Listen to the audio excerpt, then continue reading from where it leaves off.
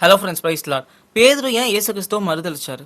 அங்கே நடந்ததா என்ன? ஏன் அந்த சிச்சுவேஷன் அப்படி அது எப்படி இருந்துச்சு அப்படிங்கிறத குறித்து இன்றைக்கி நம்ம பார்க்கலாம். அண்டு அதனால் நம்ம என்ன தெரிஞ்சுக்கணும், நம்ம என்ன கற்றுக்கணும் அப்படிங்கிறத குறித்தும் டீட்டெயில்டாக இந்த வீடியோவில் பார்க்கலாம். ஸோ இந்த வீடியோவை ஃபுல்லாக பாருங்கள். ஸோ ஆக்சுவலி ஃபர்ஸ்ட் என்ன நடந்துச்சுன்னா, அங்கே இயேசு கிறிஸ்து கைது செய்யப்படுறாரு.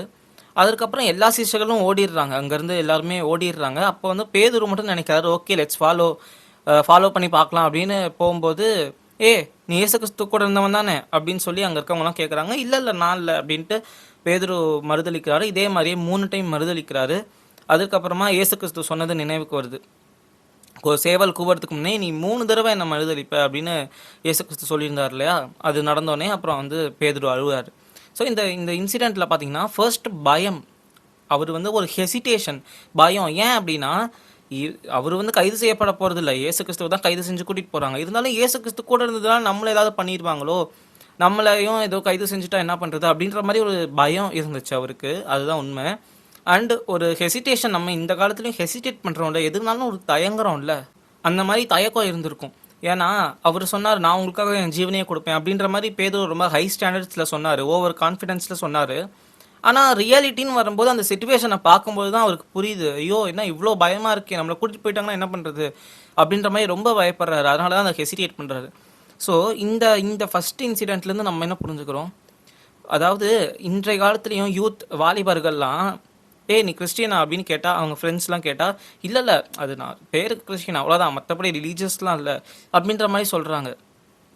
உண்மையில் அவங்களுக்கு இயேசு கிறிஸ்துவ பிடிக்கும், உண்மையில் அவங்க நிறையா ப்ரேயர் பண்ணுவாங்க, சர்ச்சுக்கு போவாங்க, சர்ச்சிலலாம் நல்லா ரிலீஜியஸாக இருந்து வெளியில் போனால் மட்டும் இல்லை அதெல்லாம் நான் பேர் கிறிஸ்தவன், அதெல்லாம் சும்மா அப்படின்ற அது அப்படி சொன்னால் தான் ஒரு கெத்து, அது சொன்னால் தான் ஒரு நார்மல் அப்படின்னு நினச்சிக்கிறாங்க. ஸோ இயேசு கிறிஸ்துவ வந்து குறித்து சொல்கிறதுக்கு தயங்குறாங்க. பயம் கிடையாது, ஆனால் தயக்கம், ரொம்ப தயங்குறாங்க. அப்படி நம்ம பண்ணக்கூடாது. ஏன்னா இப்போது நான் கிறிஸ்டின் கண்டென்ட் போடுறேன், என் ஃப்ரெண்ட்ஸ்லாம் என்ன கிண்டல் பண்ணுறாங்களா? இல்லையே, சப்போர்ட் தான் பண்ணுறாங்க. பட் ஈவன் தோ கிண்டல் பண்ணி என்னடா இப்படிலாம் பண்ணிருக்க அப்படின்னு பண்ணாலுமே எனக்கு ஆண்டவர் பிடிக்கும், நான் இந்த மாதிரி வீடியோஸ் பண்ணுறேன், உங்களுக்கு என்ன அப்படின்ற ஆட்டிடியூட் தான் இருக்கணுமே தவிர, அதனால் நம்ம இயேசு கிறிஸ்துவ மறுதளிக்கக்கூடாது. ஆண்டவரை வந்து ஒரு லிமிட்குள்ளே வச்சுக்கிட்டு வெளியில் ஒரு மாதிரி உள்ளார ஒரு மாதிரி அப்படி இருக்கக்கூடாது. நம்ம ஒரே மாதிரி அன்புள்ளவர்களாக வெளிப்படுத்தணும், கிறிஸ்துவை வெளிப்படுத்தணும். ஸோ இதுதான் நம்ம ஃபர்ஸ்ட் பாயிண்ட்லேருந்து புரிஞ்சுக்கிறோம்.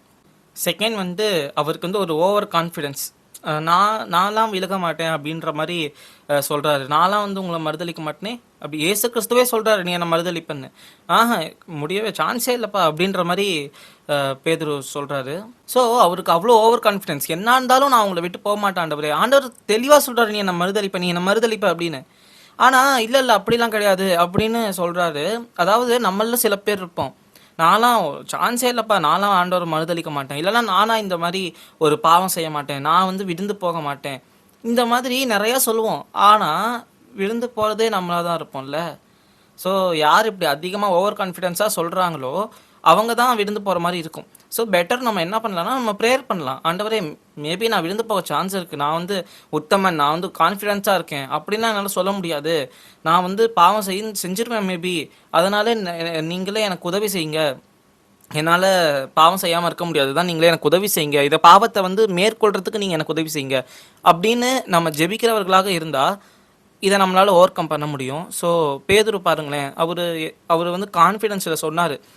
அந்த கான்ஃபிடென்ஸ் ரொம்ப நல்லது தான், ஆனால் ரியாலிட்டின்னு வரும்போது அந்த கான்ஃபிடென்ஸ் சில டைம் ஒர்க் ஆக மாட்டேங்குது நமக்கு. அதே கான்ஃபிடென்ஸு அவருக்கு இந்த டைமில் இல்லை பார்த்தீங்களா? ஸோ அந்த ரியாலிட்டின்னு வரும்போது அதுதான் அந்த சிச்சுவேஷன் ரொம்ப ஹார்டாக இருக்கும். ஸோ அதனால தான் கான்ஃபிடென்ஸ் நம்ம மேலே, தன்னம்பிக்கை, கான்ஃபிடென்ஸ்னால் என்ன, தன்னம்பிக்கை, நம்ம மேலே நம்பிக்கை வைக்காமல் ஆண்டவர் மேலே நம்பிக்கை வைக்கணும். ஆண்டவரே நான் பாவம் கூட செஞ்சிருவேன், நீங்கள் தான் என்னை காப்பாற்றணும் அப்படின்னு நம்ம சொல்லும்போது ஆண்டவர் நமக்கான அந்த அந்த பலனை கொடுப்பாரு. அண்ட் இயேசு கிறிஸ்து சொல்கிற வார்த்தை எதுவும் மிஸ் ஆகாதுல்ல. ஸோ அதனால் இயேசு கிறிஸ்து வந்து பேதுருட்ட இதை சொல்லும்போது, ஆமாண்டவரே நடக்கும் அப்படின்னு இவர் ஒத்துக்கிட்டு இவர் வந்து சாரி கேட்டிருக்கலாம், அப்போவே திருந்து ட்ரை பண்ணியிருக்கலாம். ஸோ இதுதான் இந்த ஒரு விஷயத்தில் நம்ம கற்றுக்குறோம். ஸோ தேர்ட் பாயிண்ட் என்னென்னா, அவர் வந்து தவறான இடத்துல இருந்தார். அதாவது இயேசு கிறிஸ்துவோட ஃபாலோவர்ஸ், அவங்களுடைய சப்போர்ட் மெம்பர்ஸ் கூடலாம் இல்லை, இந்த சோல்ஜர்ஸ் கூட, அந்த மாதிரி குரூப்பில் இருக்கவங்க கூட உட்காந்து குளிர் காஞ்சிட்டு இருந்தார். ஸோ அந்த டைமில் தான் மறுதளிச்சார்.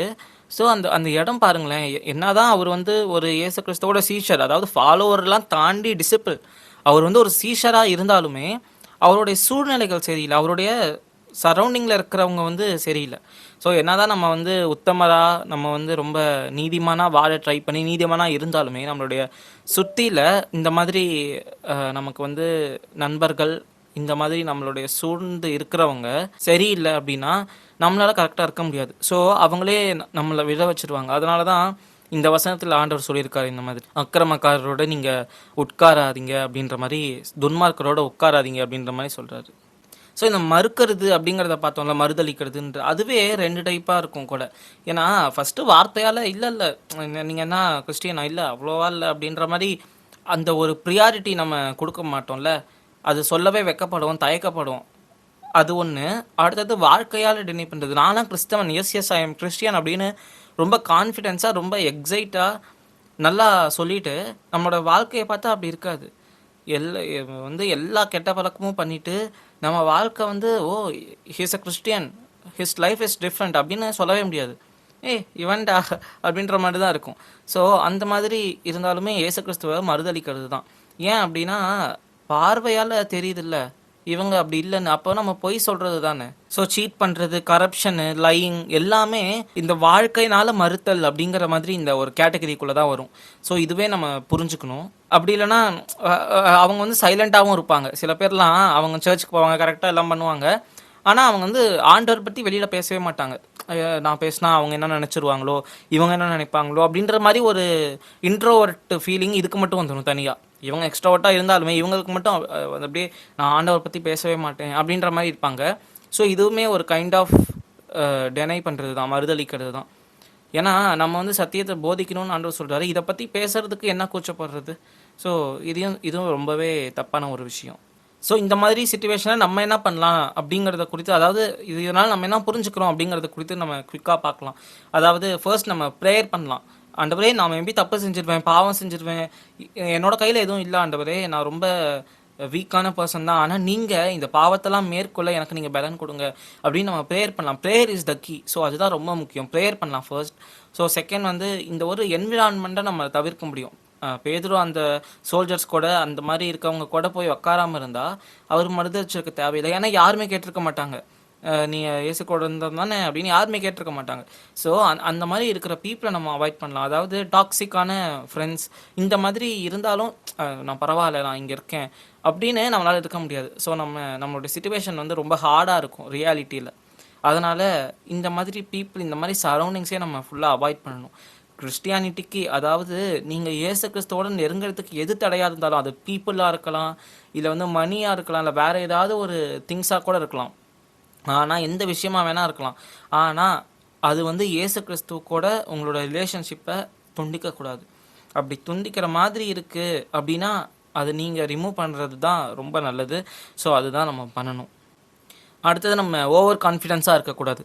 நான்லாம் மறுதளிக்க மாட்டேன் அப்படின்ற மாதிரி ஒரு செல்ஃப் கான்ஃபிடென்ஸ். நான்லாம் அடிக்கடி சொல்லுவேன், நான்லாம் விழுந்து போக மாட்டேன், நான்லாம் வந்து எல்லாமே இயேசு கிறிஸ்துவை நான் பிலீவ் பண்ணுறேன், ரெவலேஷனோட ஃபுல்ஃபில்மெண்ட்டை நான் பிலீவ் பண்ணுறேன், அதனால் நான் விழுந்து போக மாட்டேன் ரொம்ப கான்ஃபிடென்ட்டாக சொல்லுவேன். எனக்கு தெரியும் நான் விழுந்து போக மாட்டேன்னு. ஆனால் இந்த ஒரு சிச்சுவேஷனை பார்க்கும்போது, பீட்டரோடைய இந்த சிச்சுவேஷனை பார்க்கும்போது ரொம்ப கஷ்டமாக தான் இருக்குது. ஏன்னா இந்த சிச்சுவேஷன் வர்றப்போ தான் நமக்கு ரியாலிட்டி புரியுது. அதுக்கு முன்னாடி அவ்வளோ கான்ஃபிடென்ஸ், பீட்டரோட ஃபேஸில் அவ்வளோ கான்ஃபிடென்ஸு, ஆண்டவரே நான் உங்களுக்காக உயிரே கொடுப்பேன். அந்த ஒரு கான்ஃபிடன்ஸ் எங்கே இருக்குது? இவரோட சிச்சுவேஷன் எப்படி பயமுறுத்திடுச்சுல்ல. ஸோ அந்த மாதிரி நம்ம ஓவர் கான்ஃபிடென்ஸாக இருக்கக்கூடாது. ஆண்டவரே நான் உங்களை மறுதளிக்காத படிக்கு என்னை காப்பாற்றுங்க அப்படின்னு ப்ரேயர் பண்ணலாம். ஆண்டவரே நான் வந்து இந்த மாதிரி சிச்சுவேஷனில் பாவம் செய்யாத படிக்கு என்னை காப்பாற்றுங்க அப்படின்னு நம்ம ப்ரேயர் பண்ணலாம். ஸோ ப்ரேயர் பண்ணணும். மொத்தத்தில் அந்த ஒரு தன்னம்பிக்கைன்னு ஓவராக செல்ஃப் கான்ஃபிடென்ஸ் இருக்கக்கூடாது. நம்ம வந்து ஹியூமிலிட்டியாக, நம்ம வந்து ஹம்பிளாக இருக்கணும். ஸோ அது நம்ம மெயினாக ஃபோக்கஸ் பண்ணணும். ஸோ இதெல்லாமே நம்ம பண்ணாவே அந்த மாதிரி ஒரு சிச்சுவேஷனை நம்மளால் ஈஸியாக தவிர்க்க முடியும். ஸோ அப்படியும் மீறி நம்ம இவ்வளோ நாள் செஞ்சிட்டோமே பாவம் அப்படின்னு பார்த்தா, பேதுரு விழுந்தாரு தான், ஆனால் யூதாஸ் மாதிரி அப்படியே போயிட்டாரா? இல்லை, அவர் மறுபடியும் ஆண்டவரே நான் செஞ்சது தப்பு தான் அப்படின்னு உணர்ந்து அழுது திருந்தி ப்ரேயர் பண்ணி அவர் மீண்டும் வந்துட்டார்ல, ஆண்டவர் சேர்த்து கொண்டார்ல, ஆண்டவர் ரீஸ்டோர் பண்ணிட்டார்ல. ஸோ நம்ம பண்ண வேண்டியது எல்லாமே நம்ம வந்து தன்னோட பாவத்தை அறிக்கை செய்து அதை விட்டு விடுகிறவனோ இரக்கம் பெறுவான்னு இருக்கு. ஸோ நம்மளோட பாவத்தை அறிக்கை செய்து அதை விட்டுறணும். ஆண்டவரே நான் இந்த மாதிரி பண்ணிட்டேன், தப்பு தான், மன்னிச்சிருங்க அப்படின்னு மனசார அழுது விட்டுட்டா அதுக்கப்புறம் ஆண்டவர் நம்மளை சேர்ற்றுக்கொள்வார். அப்போது எவ்வளோ பெரிய ஒரு அப்போஸ்தலராக எவ்வளோ பெரிய வந்து ஊழியம் செஞ்சார் பேதுரு அதுக்கப்புறம். ஸோ அதனால் ஆண்டவர் நம்மளை என்றைக்குமே வெறுக்கிறதே இல்லை. அதனால் மறுபடியும் நம்ம ஆண்டவர் இதை மாதிரி திரும்ப வேண்டும் இல்லையா? ஸோ நீங்கள் இது வரைக்கும் நடந்ததை நினச்சி கவலைப்படாமல் இதற்கப்புறம் நான் வந்து மீண்டும் எழும்புவேன், இதுக்கப்புறம் தான் என் கம்பேக் டைம் அப்படின்ற மாதிரி நம்ம ஸ்பிரிச்சுவலி, நான் சொல்கிறேன் ஸ்பிரிச்சுவலி இதுக்கு மேலே தான் என் கம்பேக் டைம் அப்படின்ற மாதிரி நம்ம இருப்போம். நம்ம ப்ரேயர் பண்ணுவோம். பேதுருவோட லெசன்லேருந்து நம்ம இதுதான் தெரிஞ்சுக்கிட்டோம் அந்த இன்சிடெண்ட்லேருந்து. ஸோ இதை நம்மளுடைய வாழ்க்கையிலையும் அப்ளை பண்ணி நம்மளும் விழுந்து போகாமல் இருப்போம். ஆமேன். ஸோ இதுதான் இந்த வீடியோ உங்களுக்கு யூஸ்ஃபுல்லாக இருக்கும், ஸ்பிரிச்சுவலி யூஸ்ஃபுல்லாக இருக்கும் அப்படிங்கிறத நான் விசுவாசிக்கிறேன். ஸோ நம்மளுடைய ஃபெய்த்ஃபுல் காட் மினிஸ்ட்ரி சேனலுக்கு சப்ஸ்கிரைப் பண்ணுங்கள். ஆமேன்.